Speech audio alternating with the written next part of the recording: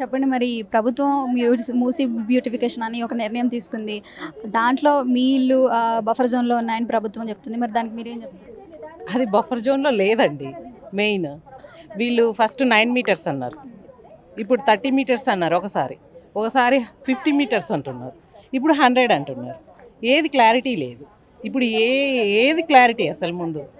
అంటే మరి ఈ ప్రాజెక్ట్ స్టార్ట్ చేసిర్రని తెలిసినప్పుడు మీ ఇల్లులు బఫర్ జోన్‌లో ఉన్నాయని తెలిసాక మీరు ఎవరినైనా వెళ్ళి అధికారుల్ని కలవడం, ఈ సమస్యల గురించి చెప్పడం ఇప్పుడు ఇక్కడికే వచ్చినాము. ఏం క్లారిటీ చేస్తున్నారు? అందరిని మోసం చేస్తున్నారు అంతే, ఇంకేం చేయటం లేదు. అంటే మరి మీకు దీని మీద ముందే ఏమన్నా నోటీసులు ఇవ్వడం ఏమీ లేదు. ఓన్లీ పేపర్ స్టేట్మెంట్స్ ఇస్తున్నారు. ఏం లేదు, భయపెడుతున్నారు అంతే. అంటే మీరు ఎన్నేళ్ళ నుంచి ఉంటున్నారు అక్కడ? మేము ఒక 15 ఇయర్స్ నుంచి ఉన్నామండి. అది క్లారిటీగా తెలుసు. ఆ ఏరియా సేఫ్గా ఉందని తీసుకున్నాం అన్నీ. మాది 100 మీటర్స్లో వస్తుంది. అయినా కానీ క్లారిటీ లేదు కదా. ఏది పోతుంది ఉంటుంది. అయినా మా పక్కన వాళ్ళదైనా పోతుంది అంటే బాధే కదా మాకు. ఈ ప్రాజెక్ట్లో మీకు ముందే ఏమన్నా మీ ఇల్లులు బఫర్ జోన్‌లో ఉన్నాయని మీకు ఏమన్నా నోటీసులు ఇవ్వడం జరిగిందా? ఏమి ఇవ్వలేదు. ఇప్పటివరకు మాకు నోటీసే ఇవ్వలేదు. ఆ ఏరియాకి వస్తున్నారు, ఎప్పుడు వస్తున్నారు కూడా ఎవరికి తెలియదు. ఖాళీ మనకు ఇంతకుముందుకు 9 మీటర్స్ అన్నారు, తర్వాత 30 అన్నారు, మళ్ళీ ఇప్పుడు 50 అన్నారు, తర్వాత మళ్ళీ ఇప్పుడు 100 అంటారు. అది ఏం అర్థమవుతలేదు మాకు. ఇప్పటివరకు మేము ఇల్లు కట్టుకున్నాము. మనం ల్యాండ్ అయితే గవర్నమెంట్ది కాదు, అది ఎఫ్టీఎల్ కూడా లేదు. మాది బఫర్ జోన్లో ఉంది. వాళ్ళు తీస్తాము అంటే మాకు ఏది తెలియకుండా మాకు తీస్తామంటే ఎట్లా?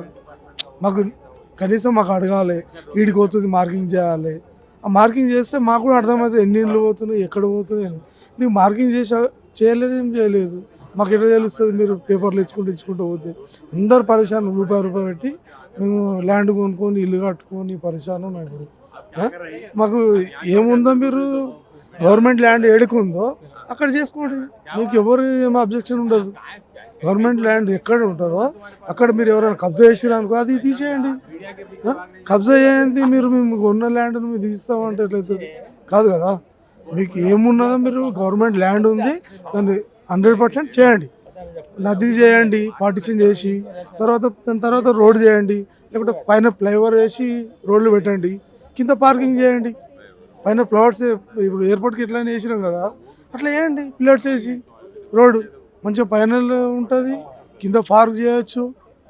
ప్రజలు కూడా కాలనీ వాళ్ళు మంచిగా పోయి పార్కులో ఉంటారు, పిల్లలకు కూడా బాగుంటుంది.